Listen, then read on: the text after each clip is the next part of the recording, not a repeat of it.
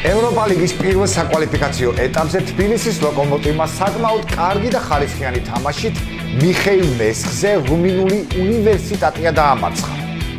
რითაც დაამტკიცა, რომ თურმე მიხეილ მესხზე რუმინელებისთვის მოგება რაგბის გარდა სპორტის სხვა სახეობებშიც ყოფილა შესაძლებელი. მოგესალმებით ბიათაიმიდან, რადგანაც დინამო მოსკოვის რუსული გუნდია, მე გეტყვით თუ რა საფრთხეებს უნდა ველოდოთ მათგან. პირველ რიგში ისინი შეეცდებიან მცოცავი ოკუპაციით გადმოწვიონ საჯარიმოს ხაზი, რათა პროვოკაციის მოსაწყობად და პენალტის ასაკიდებლად უფრო მეტი შანსი ჰქონდეთ. მერე გაავრცელებენ fake news, რომ თითქოს მოედანზე ლუგარის ლაბორატორიაში გამოყვანილი ბალახია და ფეხისრიალებს ესეც არ იყოფათ და შეეცდებიან ჩვენს ფეხბურთელებში შუღლი გააღვივონ და ეტყვიან თქვენ გუნდელები არ ხართო და ბოლოს თუ ანგარიში არ მოეწონათ ატეხავენ ჩხუბს, მერე მივარდებიან ფრანგ მსაჯთან და ჩვენ დაგორალებით ამას დაიწყესო. პანდემიის გამო ამ თამაშის ყურება სახში მოგვიწევს, ამიტომ გულშემატკივართა ოჯახის წევრებს გაგაცნობთ ქართულ საფეხბურთო ლექსიკონს. დავიწყოთ. უკიდურესი უკმაყოფილების გამომხატული მოკლე შორისდებული, რომელიც ძირითად შემთხვევაში მიმართულია მსაჯისკენ და მიანიშნებს მას, რომ ის დაუკრეფავში გადავიდა. შემდეგ, ნუღორო, ბიჭო! გულშემატკივარი ცდილობს ბურთით დიდხანს მოძრავ ფეხბურთელში სინდისის ქეჯნა გამოიწვიოს და თან თანაგუნდელებისთვის პასის მიცემა აიძულოს. მოუმატა მეთქი! დივანზე კომფორტულად წამოგორებული გულშემატკივარი ფეხბურთელებს აქტიურობისკენ მოუწოდებს. შემდეგ, შეჭამე!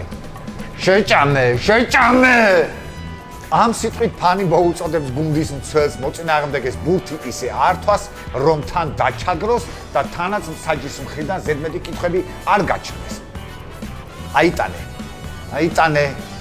აიტანე რა!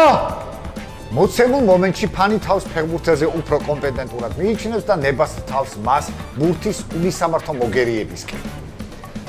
ტენე! აქ გულშემატკივარი ითხოვს გოლს, ოღონდ აუცილებელი პირობაა, რომ გოლი ძლიერი დარტყმით, ანუ მეტოქის დამამცირებლად იქნას გატანილი. და ბოლოს, კარგი რა, ამას ბებია ჩემის ხო გაიტანდა. გულშემატკივარი ერთის მხრივ აღნიშნავს, რომ გოლი ძალიან მარტივი გასატანი იყო, ხოლო მეორეს მხრივ ძირითად შემადგენლობაში საკუთარ ნათესავს ლობირებს. დღეს შევეცდები ქართულ კლუბებს მოხსნა ევროტურნირების ჯადო, ამიტომ შევქმნი სპეციალურ ნაყენს.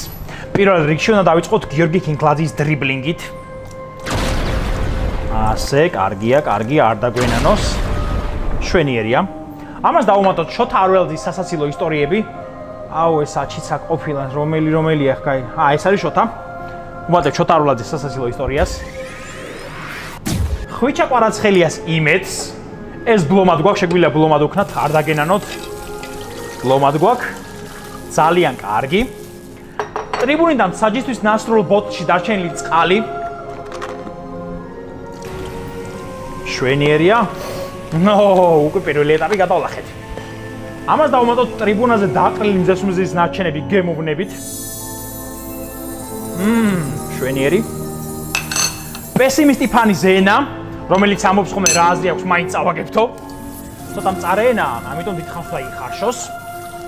თავის დაზღვევის მიზნით დავუმატოთ კომენტატორის მიერ მე-7 წუთზე ნათქვამი, ცოტაც უნდა გავუძლოთ. ასე და თუ მჟავე გამოგვივიდა, მაინც რა იცი, დავუმატოთ 1991 წლის 13 მაისის ტკბილი მოგონებები. და ბოლოს ამ ყველაფერს ხის ყოვზით ვურევთ თემურ ქეცბაიას მეთოდით. ანუ ჩვენ იმას აქედანაც გვინდა იმას ვქნათ და მე იმას იქიდანაც იმას უშვებით, გეიგეთ? მესხის არენაზე თბილისელი რკინიგზელები მოსკოველი დინამიკების წინააღმდეგ. ევროტურნირთა ისტორიაში მეორედ უკეთება ქართული და რუსული კლუბების გზები. ლამის მეოთხედი საუკუნის წინ თბილისის დინამომ ჯამარაულის გოლთა წყალობით მოსკოვის ტორპედოს 2 მატჩის ჯამში 2-1 აჯობა. რკინიგზელები კი კლუბის ისტორიაში 21 წლიანი პაუზის შემდეგ ევროსარბიელის მეორე ეტაპზე მეორედ ითამაშებენ.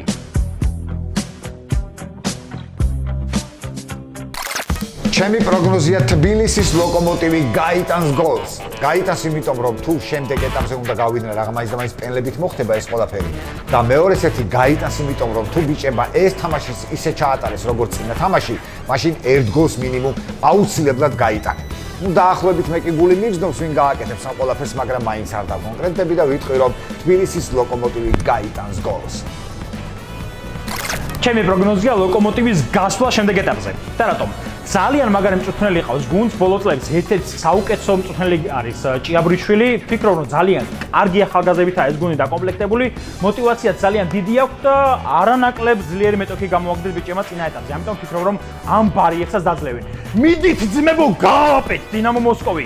დავა ლოკომოტივის შემდეგ ეტაპზე. ლიდერბეთის მოცემული ვრცელი პროგრამიდან ვირჩევ პოზიციას ფორა პლუს 1.1-იანი, ანუ ლოკომოტივი მატჩს ერთ ბურთზე მეტი სხვაობით არ დათმობს. რკინიგზელებს აშკარად დაეთხოთ გიორგი ჭიაბრიშვილის ხელი წინა ეტაპზე რუმინელებთან კომბინირებული თამაში და დამაჯერებელი გამარჯვება. მოსკოვის დინამო კი გასული სეზონიდან მოყოლებული მიმდინარე სეზონშიც შედეგიანი თამაშით არ გამოირჩევა.